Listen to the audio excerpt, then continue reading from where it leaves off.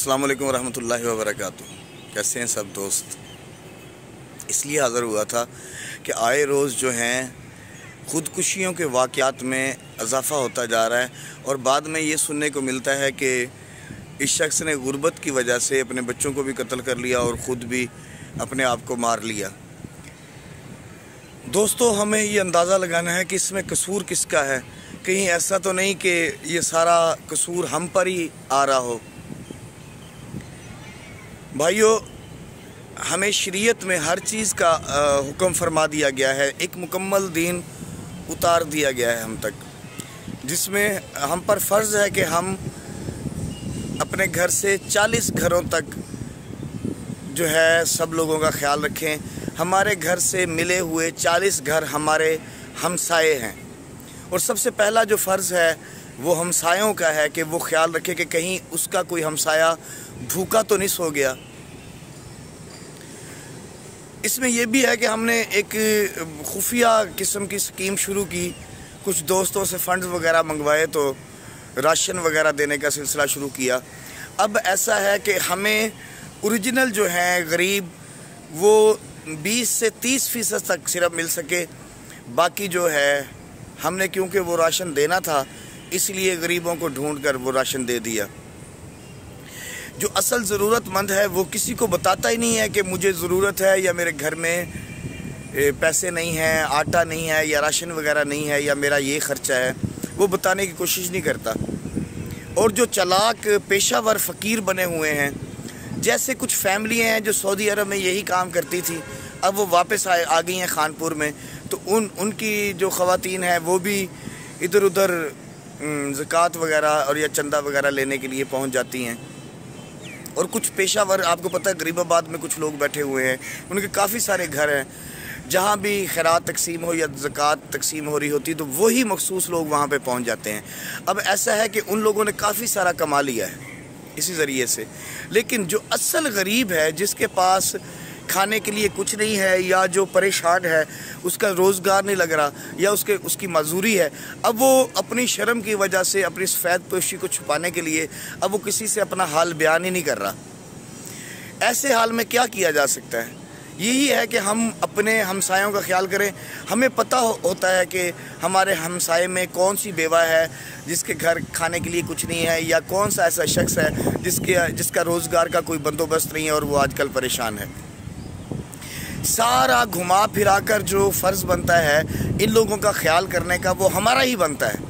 अगर हम इसे हुकूमतों पे डाल दें, हुकूमतों ने बेनज़ीर इनकम सपोर्ट प्रोग्राम चलाया हुआ है, एहसास प्रोग्राम चलाया हुआ है, सेहत कार्ड का प्रोग्राम चलाया हुआ है, लेकिन इसमें ऐसा है कि वो लोग इन प्रोग्राम से फ़ायदा उठा रहे हैं जो अल्लाह माफ़ करे वो पेशावर लोग हैं, अच्छे बच्चे खाते पीते घराने, लेकिन क्योंकि वो असर रसूख रखते हैं तो उन्होंने अपनी ख़वातीन का नाम एहसास प्रोग्राम में या बेनज़ीर इनकम सपोर्ट प्रोग्राम में लिखवाया हुआ है।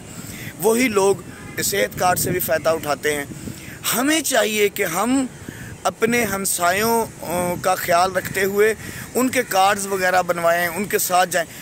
एक बेवा का अगर बिल ज़्यादा आ जाता है और उसके बच्चे छोटे छोटे हैं तो कोई हमसाया उसके साथ जाकर उसका बिल सही करवाने के लिए तैयार नहीं है। क्या ऐसे हैं हम मुसलमान? हर शख्स अपने आप को नेक समझ रहा है और एक भी अमल ऐसा नहीं कर रहा जिससे खुदा राज़ी हो। खुदा राज़ी उस वक्त होगा जब हम इंसानियत की खिदमत करेंगे और दूसरे लोगों के काम आएंगे।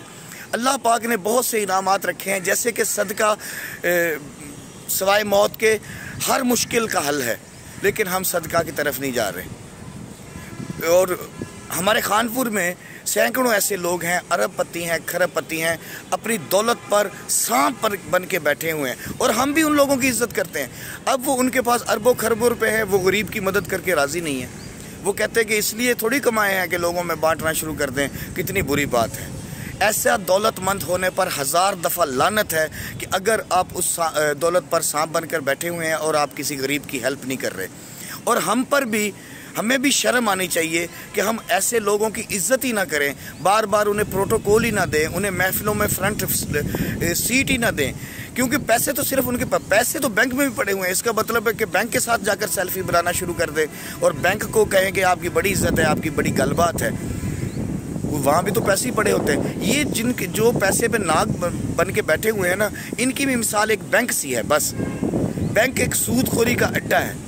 इसी तरह ये सरमायादार भी सिर्फ एक सरमाए का अड्डा है। जब तक ये गरीबों पर खर्च नहीं करते, इनकी इज़्ज़त करना छोड़ दें, इन्हें लिफ्ट कराना छोड़ दें, इनकी तस्वीरें लगाना छोड़ दें, इन्हें पता लगे कि इनके पैसे का कोई फ़ायदा नहीं है, इनका पैसा इनकी इज़्ज़त नहीं करवा रहा, अमल और किरदार इज़्ज़त करवाते हैं। और कुछ हमें भी बताएं ओरिजिनल, अगर कहीं पर कोई ऐसा हो कि कोई बेवा है या कुछ ऐसे बच्चे हैं जिनके घर खाने के लिए कुछ नहीं है, तो हमें भी बताएं। दीगर जो तंजीमें काम कर रही हैं उन तक भी ये बात पहुंचाएं। बेवा लोगों के साथ जाया करें, बेवा औरतों के साथ। अगर उनका कोई सुई गैस का मसला है, कोई बिल वगैरह का मसला है या सीवरेज का मसला है, तो उसे कहें मेरी बहन, मेरी माँ, मैं जाता हूँ आपके काम के लिए। शर्माएं मत, आगे बढ़ें।